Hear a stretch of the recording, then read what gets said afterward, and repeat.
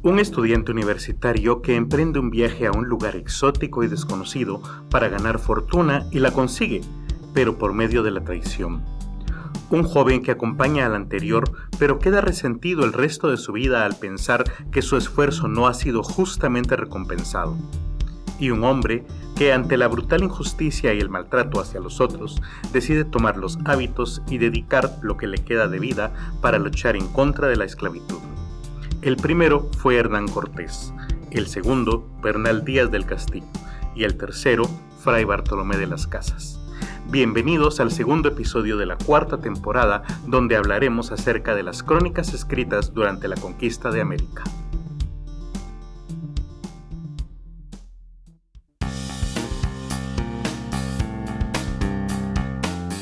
Estamos en Charlas Literarias, un espacio para hablar de libros y literatura. Yo soy Javier Martínez, su interlocutor.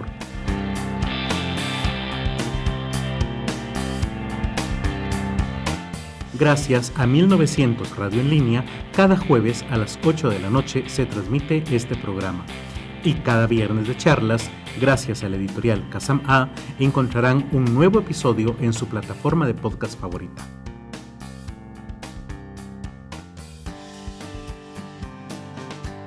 Como saben, este segundo episodio del podcast coincide con el Día de la Independencia de Guatemala, de toda Centroamérica y casualmente con la de México.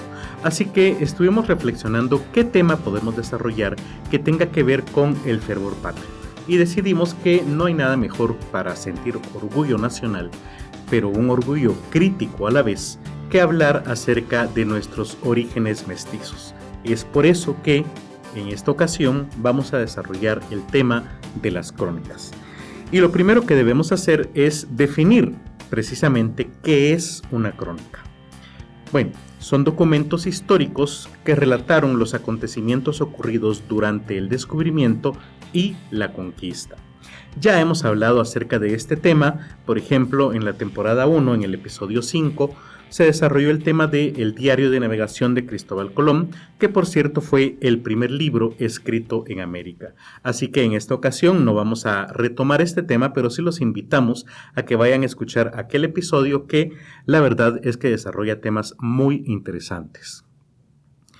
Entonces, si una crónica registraba los acontecimientos ocurridos en América, la pregunta es, ¿por qué debían registrarse? Y bueno, por un lado, debemos explicar que por la falta de capital, o sea, de dinero, la corona, recordemos claro aquí que no existía tal concepto como capital, el capitalismo surge a finales del siglo XIX en Inglaterra, aquí estamos hablando finales del siglo XV, inicios del XVI en España, pero bueno, por la falta de dinero, digámoslo así, dinero en efectivo sobre todo, la corona optó por las capitulaciones para emprender la conquista. Y aquí me debo explicar.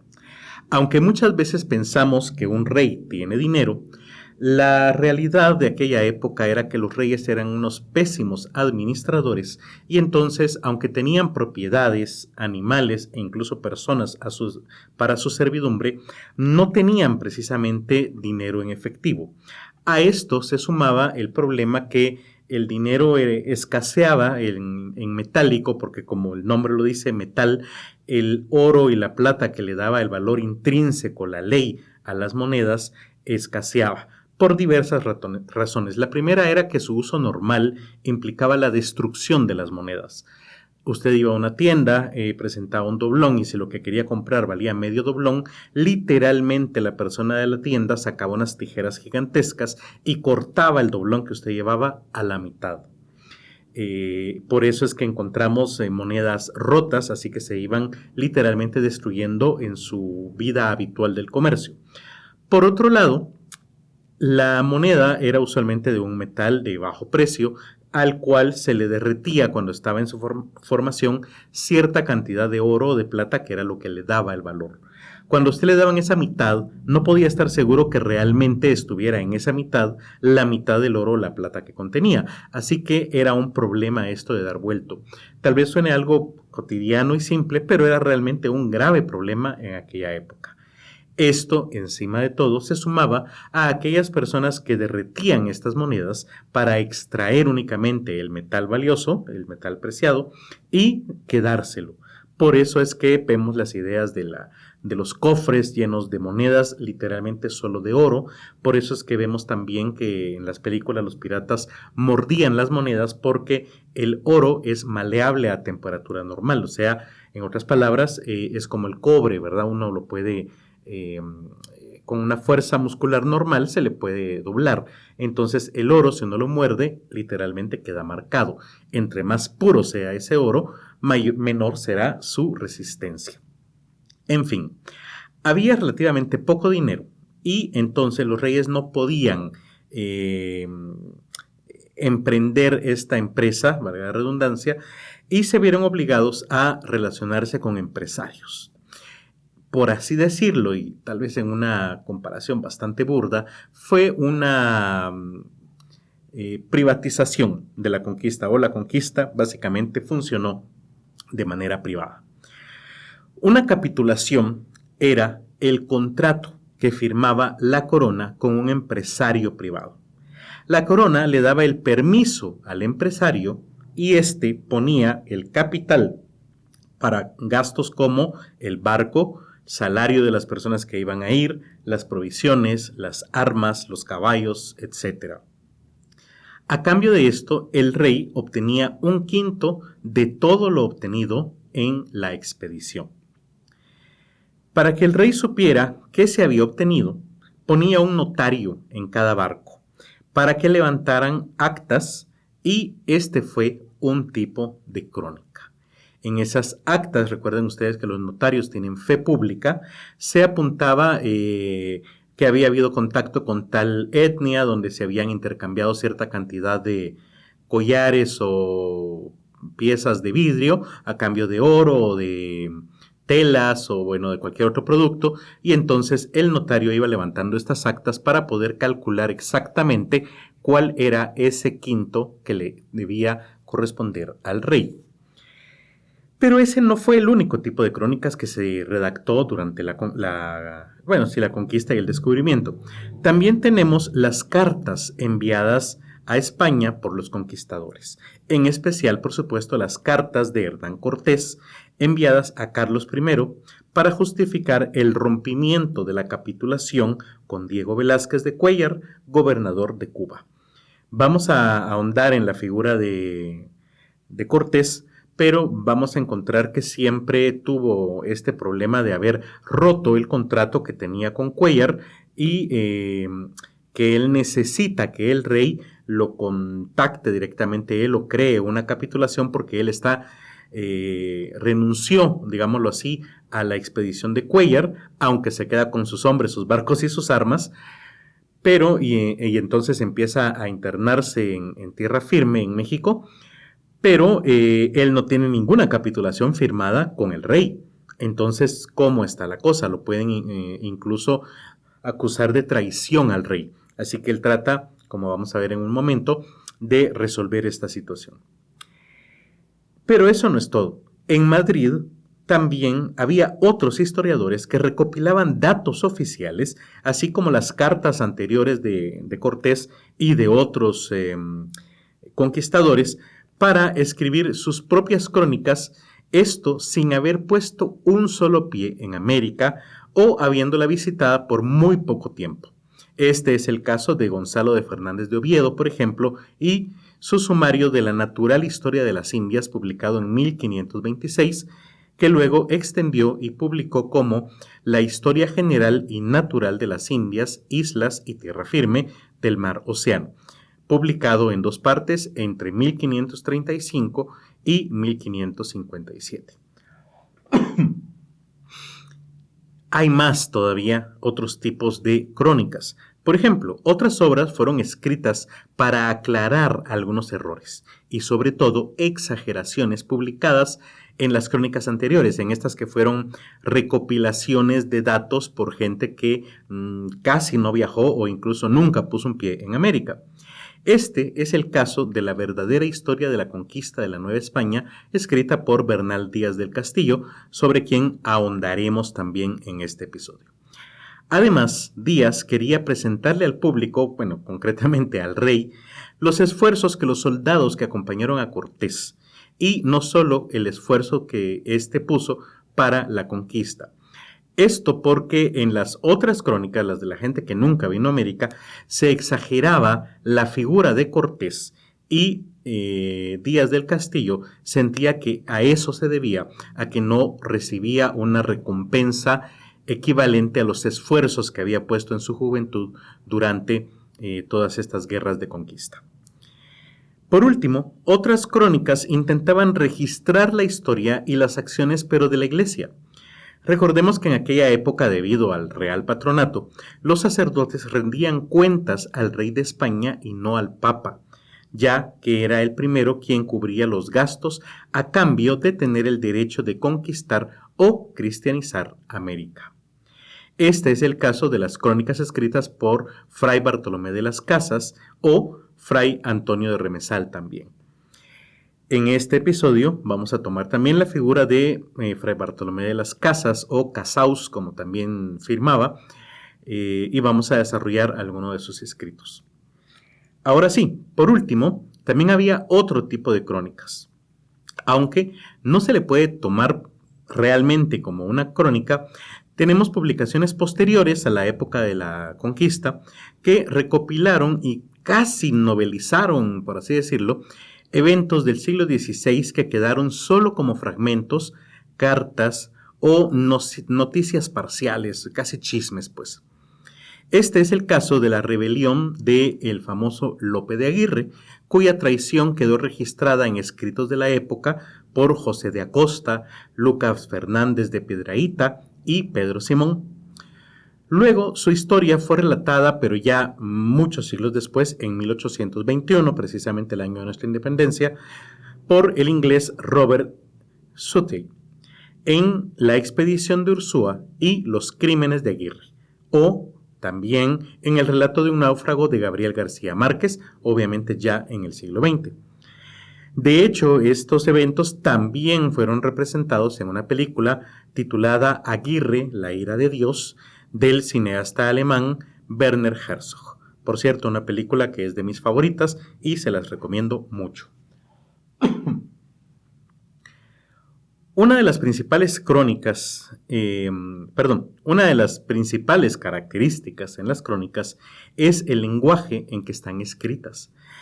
No solo hay que superar la diferencia geográfica, me refiero al habla del español que se habla, valga la redundancia, en España, que para los latinoamericanos puede resultar un poquito difícil de comprender, sin mencionar ya los modismos o los españolismos en este caso, sino que también hay que superar la diferencia temporal de más de 5 siglos, o sea, palabras que han caído en desuso, giros lingüísticos y juegos de lenguaje que ya para nosotros no tienen sentido, tampoco para los españoles peninsulares de la actualidad. Esto sin mencionar también que en aquella época no existía la ortografía, lo cual dificulta obviamente su lectura. Recordemos que la ortografía en español tal cual ingresa a nuestro idioma alrededor del siglo XVIII, básicamente tratando de imitar lo que estaban haciendo los franceses en aquella época con su propio lenguaje. A todo lo anterior, se dificulta también que al leer los originales o los facsímiles se requiere conocimiento de paleografía. Recordemos que la paleografía es una disciplina de la historia que nos entrena para la lectura de documentos antiguos escritos a mano. No solamente por el tipo de letra, sino que también los giros, los modismos, pero sobre todo muchas veces se utilizan ciertos signos que representan palabras habituales o que se repiten a cada rato. Por ejemplo, vuesa merced, que era muy usual que estuviera en las cartas y que se utilizara como una especie de muletilla que se repetía, únicamente se ponía B pequeña, M. Luego la M se hizo más chiquita y básicamente se hacía con un colochito al final de la B. Entonces uno mira ahí una B con un colochito, ya sabe que significa vuestra merced o vuesa merced. En fin, en este episodio hablaremos de los textos resumidos en el libro titulado Crónicas, publicado por la editorial Kazam A, donde se adaptan a español moderno precisamente para evitar todos estos problemas de los que les acabo de hablar, varios fragmentos de las crónicas de Hernán Cortés, Bernal Díaz del Castillo y Fray Bartolomé de las Casas. Cartas de relación. Hernán Cortés nació en 1485 y murió en 1547. Él era un hidalgo, obviamente español. Hidalgo literalmente quiere decir hijo de algo, lo cual implica que no era necesariamente de sangre noble, pero eventualmente podía rastrear algún tipo de conexión con la nobleza española. Eso quería decir hidalgo. En otras palabras, una persona que no es noble, pero tampoco ha sido o es 100% siervo, por así decirlo. Una de sus principales características es que estudió en la Universidad de Salamanca.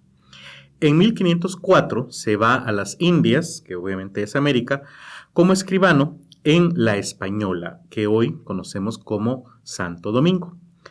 En 1511 participó en la expedición a Cuba y se casó con la cuñada del gobernador. Este era Diego Velázquez de Cuéllar, su acérrimo enemigo durante el resto de la vida. Este personaje, Velázquez, lo nombró alcalde de la ciudad de Santiago. En 1518, Velázquez lo envió en una expedición a Yucatán y lo puso al mando, pero no confiaba realmente en él porque ya tenía antecedentes de haber sido encarcelado por conspiración. Así que mientras todavía estaban en los preparativos de alistar el barco, contratar a los marineros, etc., Velázquez cambia de opinión y decide relevarlo del cargo. Sin embargo, cuando Cortés se entera de esto, acelera su partida y logra zarpar antes de que llegue su reemplazo.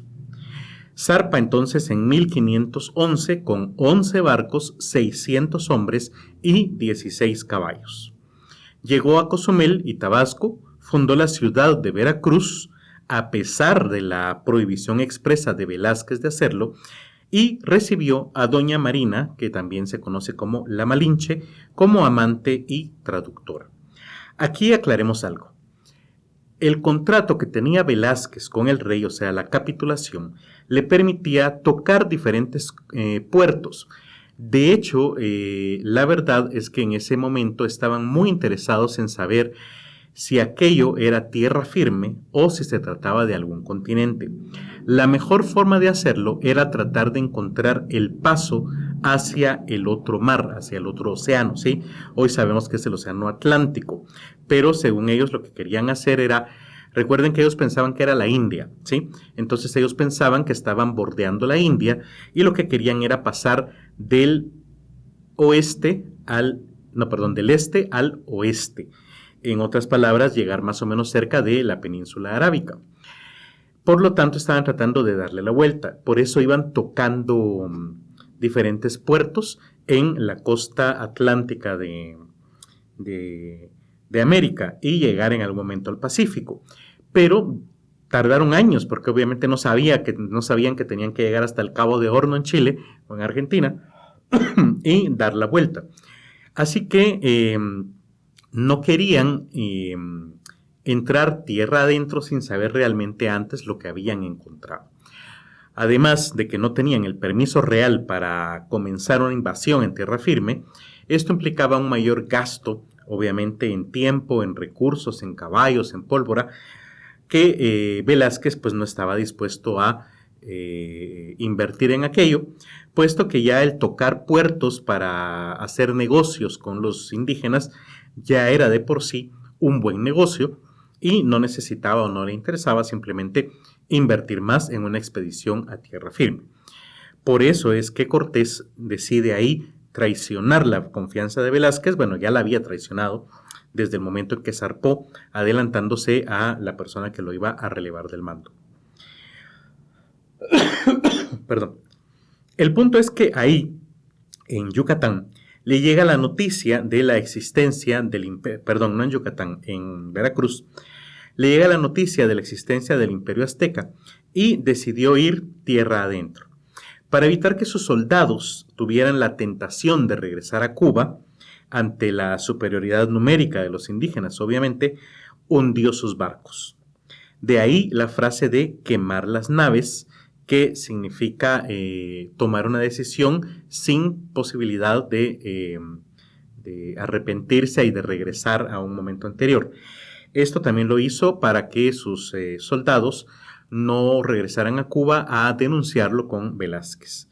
De esta manera se dirigió a Tenochtitlán haciendo alianzas con diferentes etnias locales que estaban sojuzgados por los aztecas y por lo tanto no o veían con buenos ojos a cualquiera que les ofreciera derrotar a aquel imperio. En camino Tenochtitlán saqueó Cholula y al llegar fue recibido, como todos sabemos, por el emperador Moctezuma II, quien inmediatamente se declaró súbdito de los reyes de Castilla. Mucho se ha debatido al respecto, pero seguramente lo que sucedió ahí fue una mala interpretación, obviamente, religiosa de los eventos y de la presencia de estos extranjeros. Recuerden ustedes que había profecías acerca de la llegada o el regreso de Quetzalcóatl, y bueno, muchas cosas más que fueron mal interpretadas en su momento por los aztecas y por esto reciben a los españoles no solo sin enfrentarlos militarmente, sino prácticamente acogiéndolos. Velázquez en Cuba entonces envió a Pánfilo Narváez para detener a Cortés, pero este lo enfrentó y dejó a cargo entonces en Tenochtitlán a Pedro de Alvarado, el conquistador de Guatemala, quien atacó a los aztecas durante un ritual porque presenció rituales de sacrificio humano y canibalismo. Al volver Cortés encontró una tremenda revuelta en Tenochtitlán y trató de hacer que Moctezuma II intermediara con el pueblo y lo calmara, pero esto solamente ocasionó la muerte del emperador. Aquí también hay un gran debate. Algunos dicen que se murió por una pedrada que el mismo pueblo le lanzó, otros dicen que fueron los españoles los que acuchillaron a Moctezuma. Lo cierto es que no se sabe cómo, pero Moctezuma muere precisamente tratando de intermediar entre su pueblo que estaba molesto con los españoles y estos. La Noche Triste, que es famosa y sucedió el 30 de junio de 1520, fue precisamente cuando Cortés tuvo que abandonar Tenochtitlán y casi pierde la batalla y toda la inversión y el esfuerzo que había hecho por entrar tierra adentro. Luego se refugia en Tlaxcala y enfrentó a los aztecas ahora al mando de Cuauhtémoc. Logró vencerlos en 1521 y fundó México. En 1522 fue nombrado gobernador de la Nueva España y envió tropas al sur para conquistar Yucatán, Guatemala y Honduras. Poco después llegó al poder Carlos V y envió nuevas autoridades que destituyeron a Cortés, quien fue obligado a regresar a España en 1528. Ya en la península, Cortés fue juzgado por su traición a Diego Velázquez, pero ganó el juicio. De hecho, en vez de ser castigado, logró ventajas como ser nombrado Marqués del Valle y mantuvo su título de capitán general, aunque sin funciones.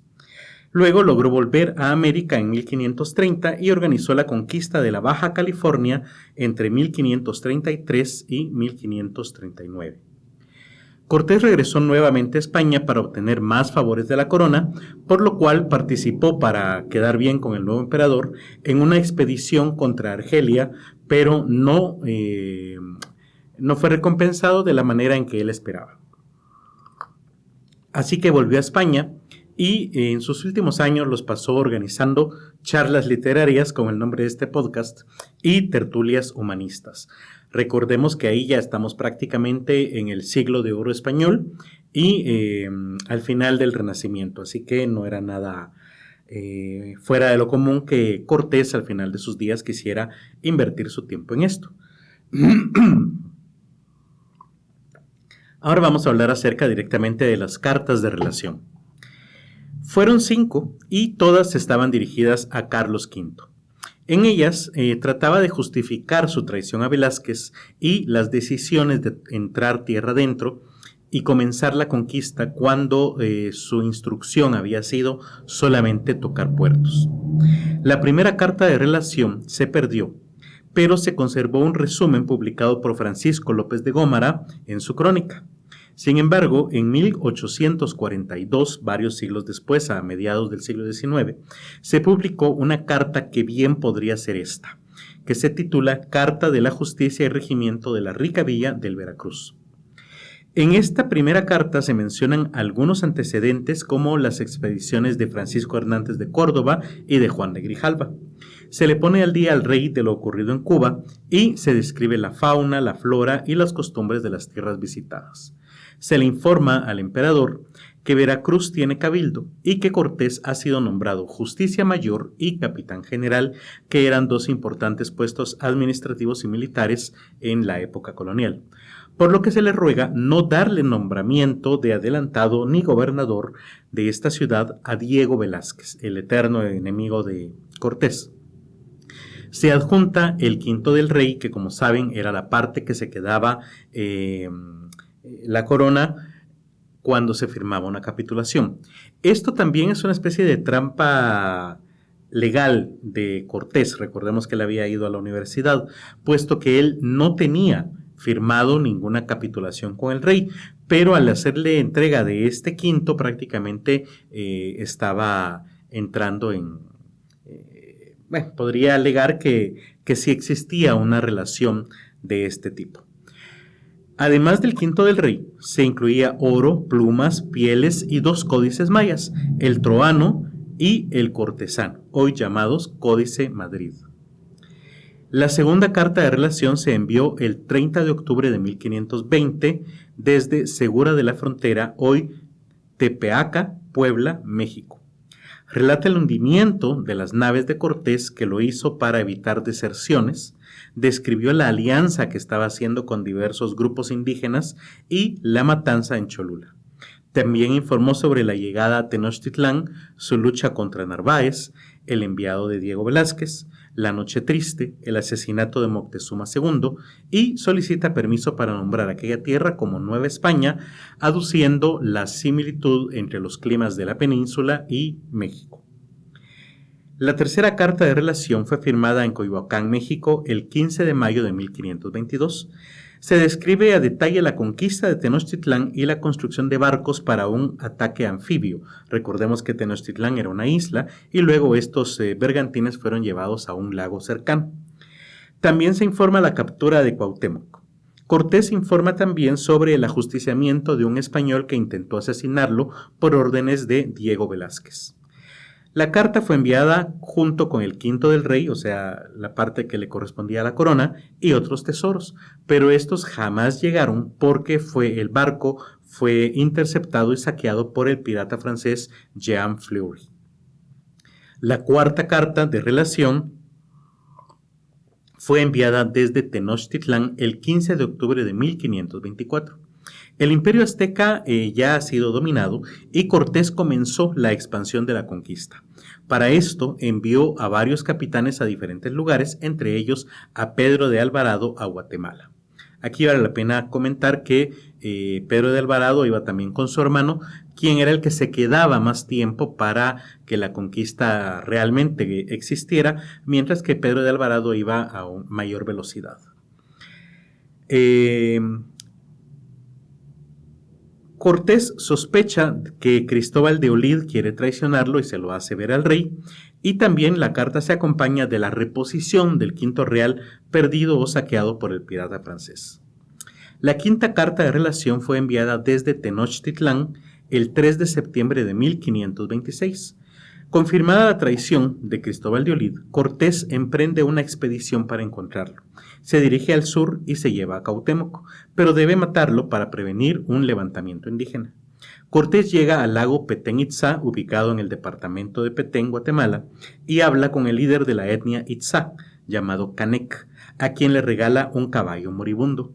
Aquí vale la pena comentar que siglos después todavía se mantenía ciertos rituales a un caballo fabricado de madera entre los indígenas de aquella zona.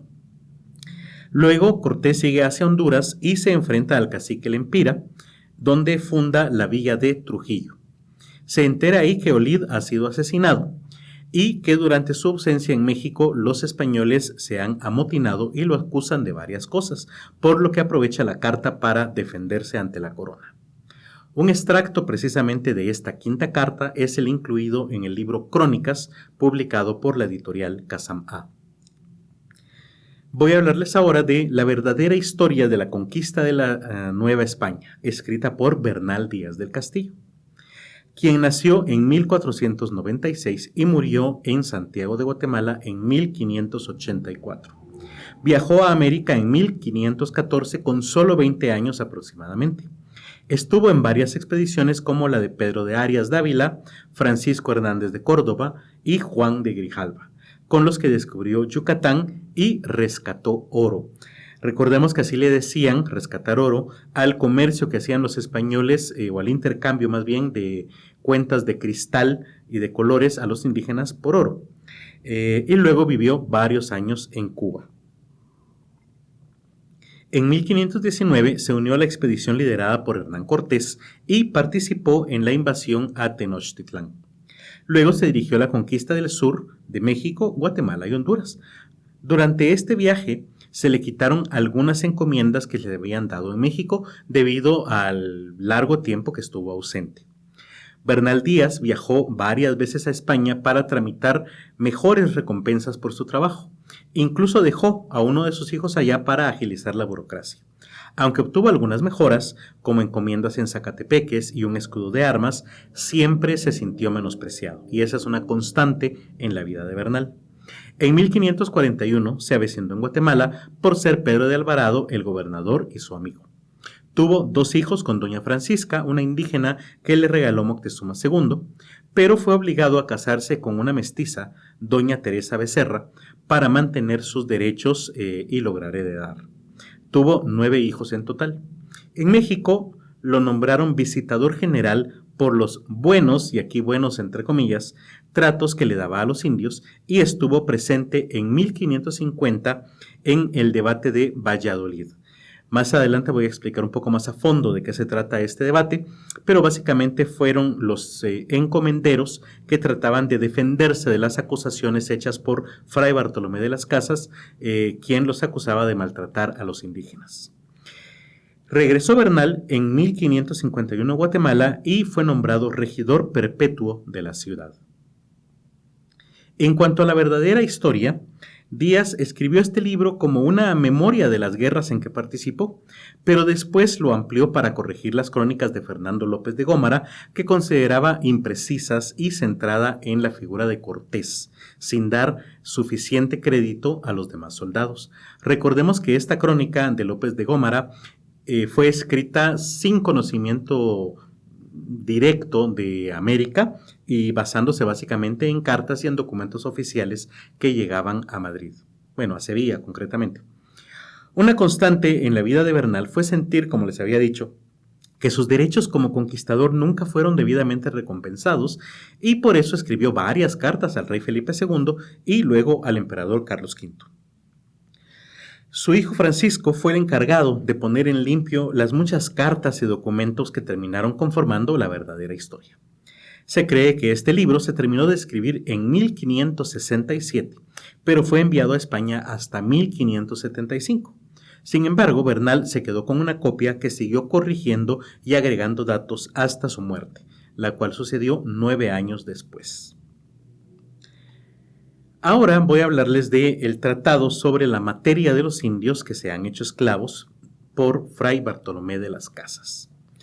Fray Bartolomé no se tiene clara su fecha de nacimiento, algunos dicen que fue en 1474, otros que fue en 1484. Lo que se tiene claro fue su año de muerte en 1566. Llama la atención que Fray Bartolomé llegó a América como laico, no como sacerdote. Llegó a la Española y luego fue que se convirtió en dominico.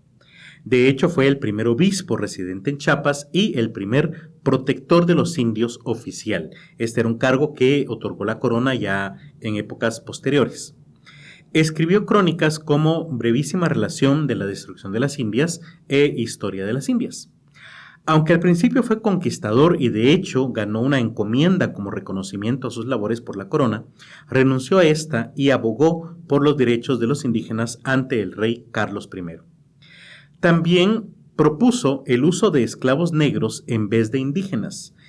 Aquí hay que aclarar algo, porque años después, por supuesto que Fray Bartolomé se retracta y dice que la esclavitud, ya sean indígenas o negros, es mala, pero hay que entender un poco el contexto. Los españoles tenían siglos de conocer a los africanos. Recordemos todo el contacto musulmán que había habido en la península y pues que están ahí pues, muy cerca, ¿verdad? Especialmente Marruecos. Y entonces estos africanos habían conocido por siglos la fe católica, el cristianismo, y no se habían querido convertir a ella. Seguían siendo musulmanes. Por lo tanto, eran para los españoles menos que seres humanos, puesto que ya habían perdido el alma. O sea, ¿de qué servía si no querían convertirse en cristianos? Por lo tanto, la verdad es que no había mayor debate acerca si se iban a ir al cielo o al infierno. Obviamente, según los cristianos, se iban a ir al infierno. Sin embargo, con los indígenas la cosa fue muy diferente. Como sabemos, las culturas americanas interpretaron la llegada de los españoles desde otras perspectivas y muchos abrazaron la fe católica de una manera rápida, lo hicieron, digamos, sin presentar realmente mayor reparo, cosa que asombró a los españoles. Y muchos de ellos, bueno, ahora sabemos que esto fue sincretismo, ¿verdad? Que fueron uniendo las dos religiones para crear algo nuevo, pero los españoles lo veían con buenos ojos y pensaban que realmente los indígenas pues tenían una buena intención al convertirse al catolicismo. Entonces, personas como Fray Bartolomé de las Casas pensaban que los indígenas sí podían ser salvados y que debían ser tratados como personas, cosa que no sucedía con los musulmanes, obviamente que ya habían renegado de la verdadera fe para ellos. Intentó Fray Bartolomé un colonialismo pacífico primero en Venezuela, pero este fracasó, por lo que se retiró de la vida pública durante 10 años y luego regresó a cristianizar en Guatemala. Regresó también a España y abogó allá por la desaparición de la encomienda. Aquí vale la pena que explique qué es la encomienda. Recordemos que el pensamiento religioso en esta época era muy importante. Yo no sé si alguna vez se han preguntado por qué un rey es un rey. Si me van a responder que porque su papá es rey, entonces no me están respondiendo bien, porque entonces, ¿quién eligió, cómo se definió quién fue el primer rey que heredó la corona? Básicamente un rey es elegido por la religión, porque es Dios, teóricamente, quien lo escoge de entre el montón y de alguna manera lo elige y lo señala para dirigir a los demás. ¿Cómo podemos saber que Dios hizo esto? Pues obviamente por medio de sus sacerdotes. Por eso es que en las coronaciones de los reyes o emperadores hay siempre un elemento de la iglesia, un sacerdote, un obispo, un cardenal o incluso el papa, dependiendo del nivel, si es rey, si es emperador, etcétera, quien le pone la corona, porque de alguna manera esa corona está diciendo usted fue elegido por Dios. ¿Y para qué lo eligió Dios? Para cuidar de un territorio donde hay animales, plantas y personas. Y esas personas obviamente deben ser cuidadas también sus almas para que conozcan la fe y sean educados dentro de esta tradición. Bueno, si Dios hace eso, entonces el rey puede imitarlo también y por ende encomendarle a otra persona un pueblo. Esto quiere decir que esa persona va a poner de su propio patrimonio para construir la infraestructura que debería ser construida por la corona. Hablo de calles, puentes, edificios, escuelas, hospitales. Y en cambio se queda con una buena parte de los impuestos que recoge a nombre del rey.